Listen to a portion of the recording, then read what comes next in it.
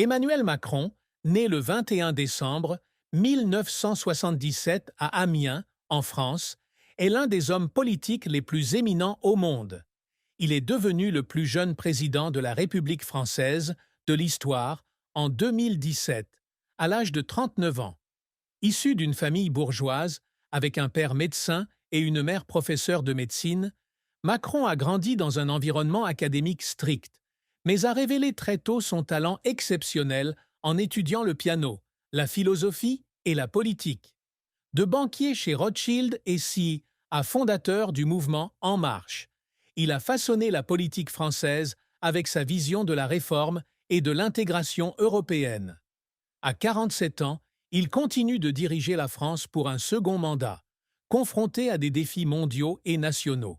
Cependant, derrière son image confiante et déterminée se cachent de profondes tristesses, des secrets cachés et des épreuves qu'il affronte en silence. La vie de Macron est une histoire d'ambition, de sacrifice et de blessures émotionnelles, avec des moments qui l'ont profondément brisé, lui et ses proches.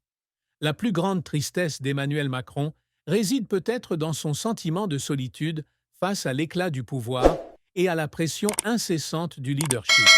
En tant que président, il fait face à d'énormes attentes de la part des Français, de la réforme économique à sa gestion de crise, comme le mouvement des Gilets jaunes de 2018 ou la pandémie de Covid-19. Dans une interview accordée au Monde en 2020, il avouait que le pouvoir peut être très solitaire, évoquant les moments où il a dû prendre seul des décisions difficiles, comme le confinement de 2020, sans être certain du soutien de l'opinion publique. Cette tristesse naît non seulement de cette responsabilité, mais aussi de l'éloignement de la vie normale qu'il menait autrefois, lorsqu'il pouvait flâner librement dans Amiens ou discuter avec ses amis sans être observé.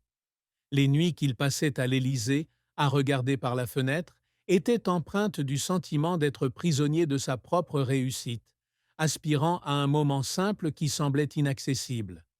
Un autre aspect de cette tristesse est le sentiment d'être incompris par l'opinion publique.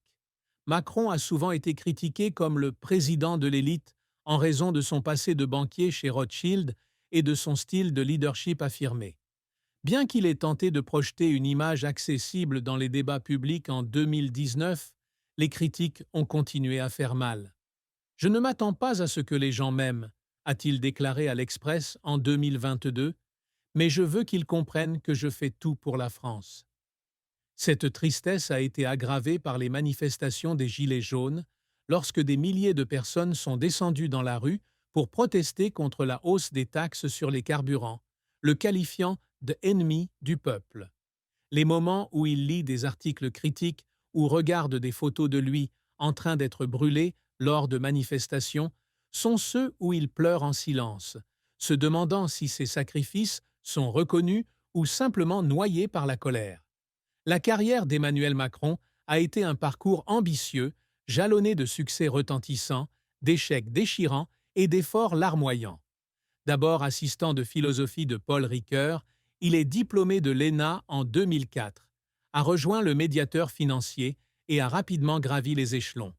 En 2008, il rejoint Rothschild & Co, où il gère l'opération Nestlé-Pfizer de 2012, d'une valeur de 11,8 milliards d'euros, gagnant 2,8 millions d'euros et se forgeant la réputation de Mozart de la finance.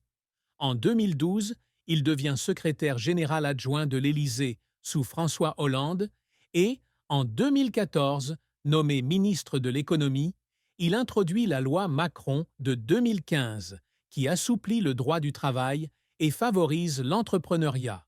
Son plus grand succès est sa victoire à l'élection présidentielle de 2017 avec 66,1% des voix face à Marine Le Pen, fondatrice du parti En Marche.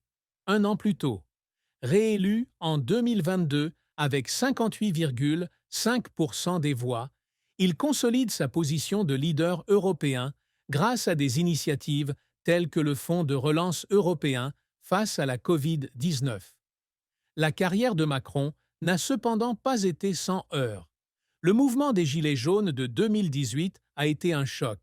Sa hausse de la taxe sur les carburants a rencontré une vive opposition, le forçant à abandonner le projet et à y consacrer 17 milliards d'euros.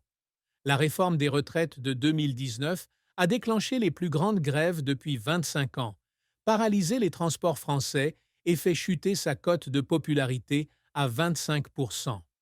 La réforme de l'immigration de 2023 a été critiquée pour son intransigeance, s'aliénant la gauche comme la droite. Dans le Figaro de 2023, il a admis « J'ai sous-estimé la colère du peuple, et cela m'a fait mal ». Ces échecs se sont produits pendant qu'il était assis dans son bureau, lisant les comptes rendus des manifestations, avec le sentiment que tous ses efforts avaient été réduits à néant. En 2024, l'échec à obtenir la